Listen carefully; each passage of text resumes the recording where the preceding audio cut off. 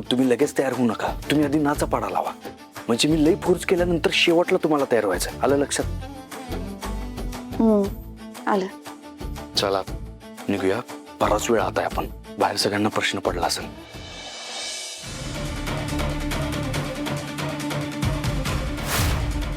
एवढं काय बोलत बसलाय हा म्हातारा? हे नक्की कशाबद्दल बोलत असेल हा? मम्मी, मी काय म्हणते, जाऊन बघता का जरा? नाही म्हणजे तुमच्याच खोलीत गेलेत ना, तुमच्या खोलीत जायचा हक्क तुम्हाला असू शकतो की. जा जा. चला तुम्ही वापर.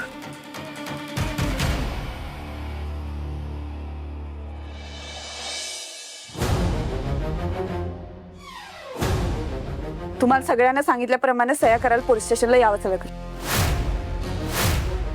कुठलीही सभा ऐकून घेतली जाणार नाही, आणि जर कुणी हलगर्जीपणा केलाच तर माझ्या एवढं वाईट कुणी.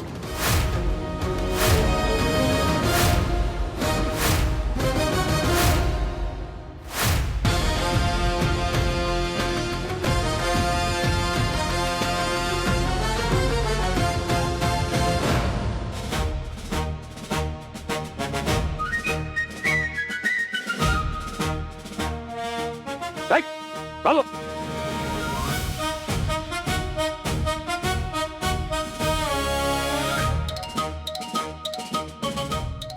मी सुनेला मनवायचाही प्रयत्न केला,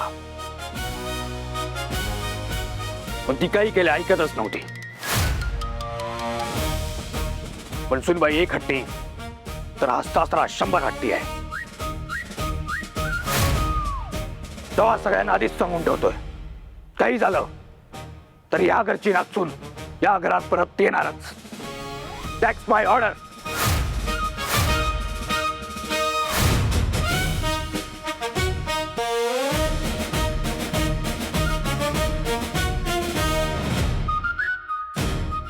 मला वाटलं होतं तेवढी वाईट नाही आहे पोरगी. खाकी वर्दीत मवाळ राहून चालतच नाही, थोडं कडकच राहावं लागतं. पण काही म्हणा, सुर्वेंच्या घराला शोभल अशीच आहे आपली नाचून.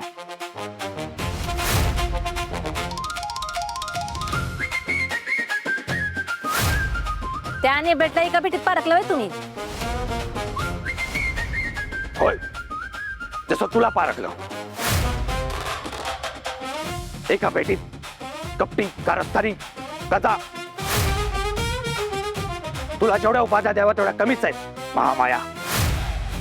ओ पेंटर, ही तुमचा काका माझा आपण करताना तुम्ही बघत बसताय व्हय? माया, अगं मी उभ्या आयुष्यात काकांच्या पुढे कधी बोललो नाही आणि बोलणारही नाही. ओ, विषय संपला.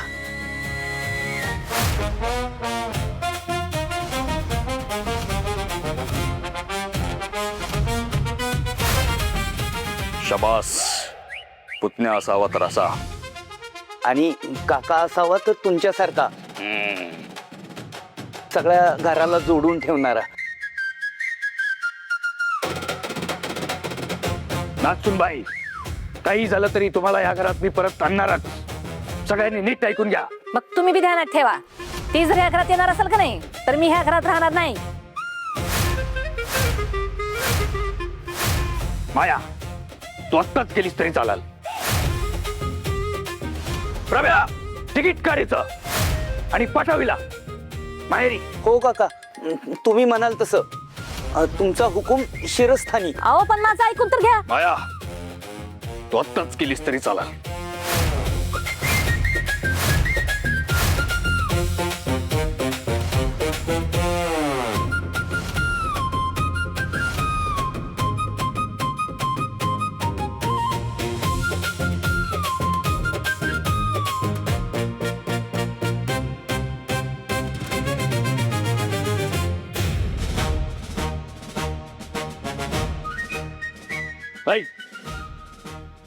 लुडबुड्या, इकडे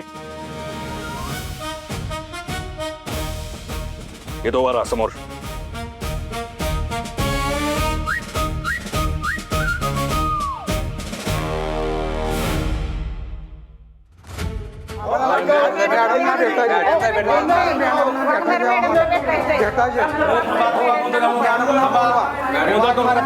शांत शांत व्हा. काय होय तुम्हाला? मॅडम आम्हाला वाघमारे मॅडमला भेटायचंय. हे बघा मॅडम अजून आलेले नाहीये, तुम्ही थोडा वेळ बाहेर थांबा, ते येतील. मग त्या कधी येणार? किती वाजता येणार? येतील मॅडम, तुम्ही बाहेर थांबा, इथे गोंधळ नका करू. काय चाललंय? कसला गोंधळ चालू आहे हा? मॅडम ह्या सगळ्यांना तुमच्याशी बोलायचंय आणि कधीपासून गोंधळ करतायत मी त्यांना सांगते शांत राहा, कुणी ऐकतच नाहीये माझं. नेमकं काय झालंय ते स्पष्टपणे सांगाल का मला? मॅडम गावातली गुंड जवळ सत्यादादा होते जवळ गप होती. सत्यादादा जाण्याची बातमी पसरली तसे आम्हाला त्रास द्यायला सुरुवात केली. अहो जवळ सत्यादादा होते ना तेव्हा दारूच्या सगळ्या भट्ट्या बंद होत्या, पण आता सत्यादादा नाहीत ना तर परत चालू झाले. ही नवीन पिढी ह्या गावात ना सगळी आता बाद होणार.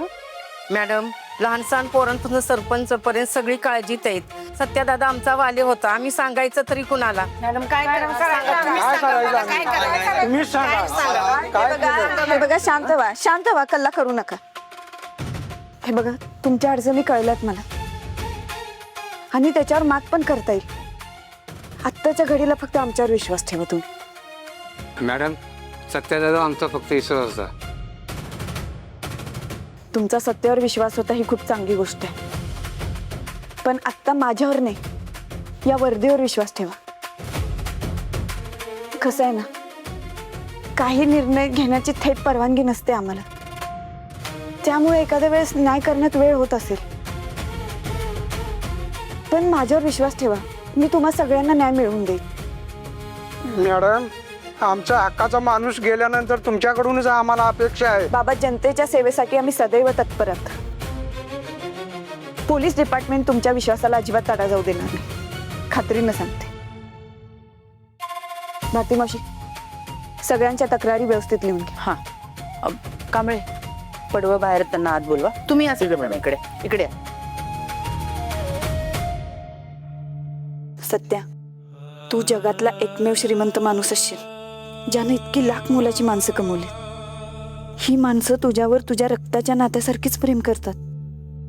यांचं हे प्रेम आणि तुझ्यावरचा विश्वास मी कधीच डळमळीत नाही होऊ देणार.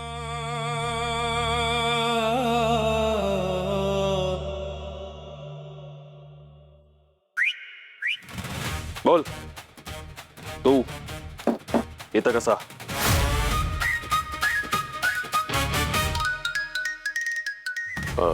थांब, आधी स्वतःची ओळख करून दे. नाव गाव पत्ता सगळं एकदम सविस्तर सांग.